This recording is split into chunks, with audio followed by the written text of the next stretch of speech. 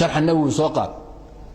وعيدك الله يا أبو حكولي إمام النووي رحمة الله تعالى عليه هذا قد خرج على سبيل الترغيب والتشديد. سوقات شروح البخاري نفس القضية محايا كتب الأحاديث رجع شرحي بقول كيبا سقاشن هي سقال هي النص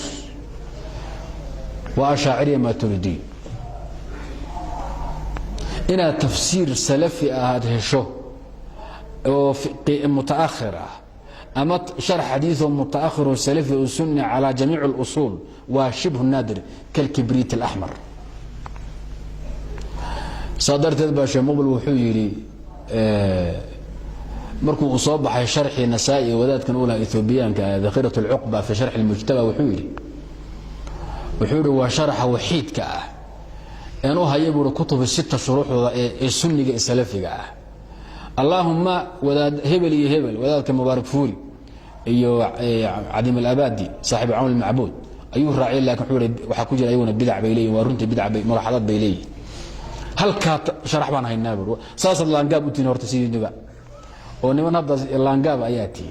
marka is-ilaaliya oo in badan baa idin sheegay dilhara joogo dareen ku joog badeen reer macalin meel dilhara la yiraahdo qabaayil badan oo xol isku yimaadaan oo musiibo la isku laayo oo nin geel ku mayraacay oo san nabad ku dheelmanaynin yaa meesha maxaa la dilhara joog oo